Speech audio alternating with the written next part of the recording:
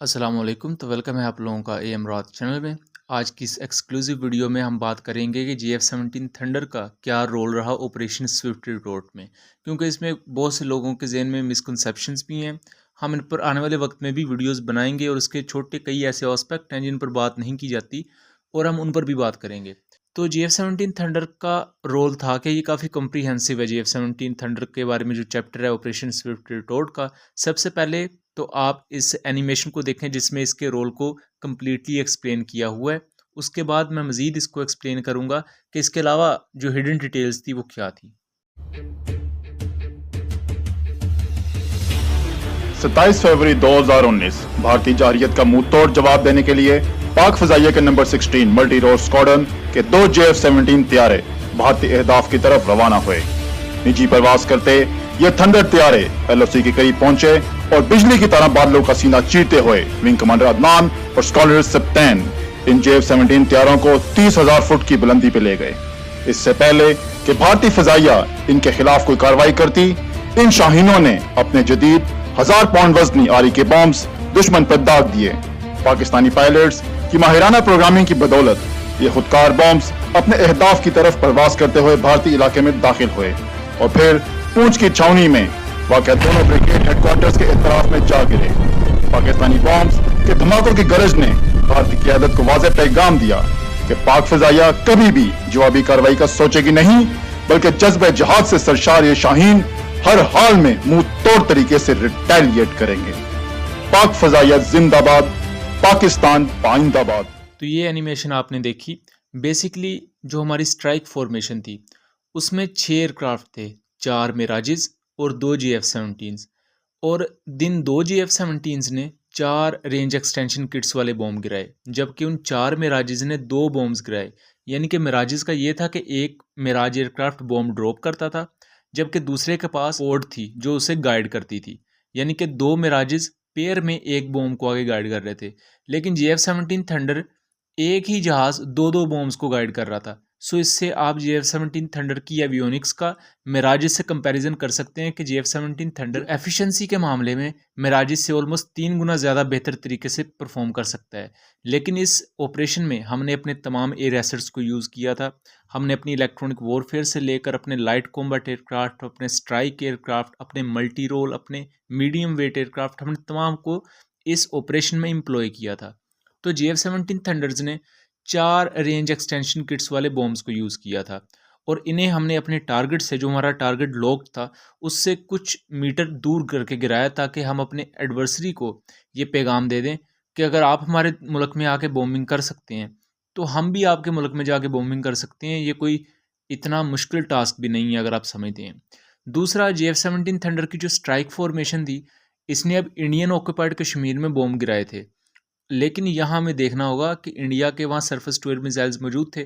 Spider system का तो हमें पता है कि मौजूद था, वहाँ रिपोर्टेडली आकाश जैसे सरफेस टू एयर मिसाइल्स भी मौजूद थे। उनको JF-17 थंडर्स एक किस्म का चकमा देते हुए आगे गए, यानी कि इनमें ये कैपेबिलिटीज़ मौजूद हैं कि एडवर्सरी के एयर डिफेंस सिस्टम्स को ये एक हद तक अंधा कर सकते हैं या उनसे बच सकते हैं, उन्हें अवॉइड कर सकते हैं। उसके बाद जो स्वीपिंग फॉर्मेशन थी, यानी कि वो एयरक्राफ्ट जिनका काम इन बॉम्बिंग करने वाले एयरक्राफ्ट की हिफाजत करना था, इनमें 12 F-16 थे, जबकि 8 JF-17 थंडर्स थे और इन 20 एयरक्राफ्ट के पास एयर टू एयर मिसाइल्स थे। अब जो JF-17 थंडर्स थे ये नॉर्दर्न एरियाज की तरफ थे, जबकि F-16 नीचे की तरफ थे। F-16 का मुकाबला हुआ था Su-30 MKI से और MiG-21 से, जबकि JF-17 थंडर का नॉर्दर्न एरिया की तरफ जो मुकाबला हुआ वो था मिराज 2000 से। यहाँ बहुत बड़ी मिसकंसेप्शन, लोग ये समझते हैं कि जो इंडिया के एक Su-30 MKI और एक MiG-21 शूट डाउन किया वो JF-17 ने किया था और ISPR ने कहा था। आप उस वक्त की ISPR की प्रेस रिलीज भी उठा के देख लें, ISPR ने या DG ISPR ने कहीं भी ऐसा नहीं कहा था कि हमने JF-17 को यूज़ किया है। ये तब के कुछ जर्नलिस्ट ने नाम ले दिया था JF-17 का और उससे ये बात फिर ज़ाहिर बात आवाम ने पकड़ ली। JF-17 थंडर का कहा था कि इसने ऑपरेशन में हिस्सा लिया है। ऑपरेशन बेसिकली क्या था कि इंडिया ने अगर बालाकोट में 4 बॉम्ब्स गिराए हैं तो हम 27 फरवरी को इंडिया में 6 बॉम्ब्स गिरा देंगे, ये ऑपरेशन था। जो जहाज़ गिराए थे हमने, वो हमने सेल्फ डिफेंस में गिराए थे, क्योंकि जो इंडियन एयरक्राफ्ट थे वो हमारे सर पे पहुंच चुके थे। अगर हम इंडियन जहाज़ों को शूट डाउन ना करते तो उन्होंने हमारे मिराजेस को शूट डाउन कर देना था। अपने उन बॉम्बर एयरक्राफ्ट को बचाने के लिए फिर हमें इंडियन जहाज़ों पर मिसाइल फायर करने पड़े थे। और ये दुश्मनों के जहाज़ों को गिराना हमारे ऑपरेशन का बुनियादी तौर पर हिस्सा नहीं था। ये बस समझ लें कि उसी वक्त एक कमांड की तरफ से हुक्म आया कि इंडिया के जहाज़ आ रहे हैं, इन्हें शूट डाउन किया जाए। और जिन एरिया की तरफ ये जहाज़ आ रहे थे उसके मुकाबले में उस जगह F-16 मौजूद थे, जबकि GF-17 थंडर थोड़ा सा ऊपर मौजूद थे। वहाँ इंडिया के मिराज 2000 आए थे, लेकिन इंडिया के मिराज 2000 GF-17 थंडर को अपने रेडार्स पर कैप्चर नहीं कर पा रहे थे, क्योंकि GF-17 थंडर्स के पास SD-10 BVR मिसाइल्स के साथ साथ KG-600 सेल्फ प्रोटेक्शन जैमिंग पोड, या जिसे हम एक हद तक इलेक्ट्रॉनिक वॉरफेयर पोड कहते हैं, वो मौजूद थी। उसके अलावा DA-20 falcon aircraft electronic warfare aircraft भी मौजूद थे। इनकी इलेक्ट्रॉनिक वॉरफेयर का जो स्पेक्ट्रम था उसने मिराज 2000 के रेडार्स को अब काफ़ी हद तक अंधा कर दिया था। जब मिराज 2000 के पायलट ने देखा कि वो GF-17 को कैप्चर नहीं कर पा रहे, तो सिंपली वो उस जंग के मैदान से पुल बैक कर गए, और ये बहुत बड़ी कामयाबी है। और उन लोगों के लिए ये जवाब भी है जिनके नज़दीक ये कि GF-17 थंडर में कोई इलेक्ट्रॉनिक वॉरफेयर चीज़ मौजूद नहीं है। इसमें इवन GF-17 का ब्लॉक 1 भी एक हद तक इलेक्ट्रॉनिक काउंटर मेजर सिस्टम्स के साथ लेस है, और अब तो हमारे पास ब्लॉक 1 कोई भी मौजूद नहीं है। जितने भी ब्लॉक 1 है वो ब्लॉक 2 स्टैंडर्ड पर अपग्रेडेड है। अब यहाँ इंडिया की तरफ से अगर हम सिर्फ GF-17 और मिराज 2000 की बात करें तो 2 या 3 मिराज 2000 आए थे मुकाबले में।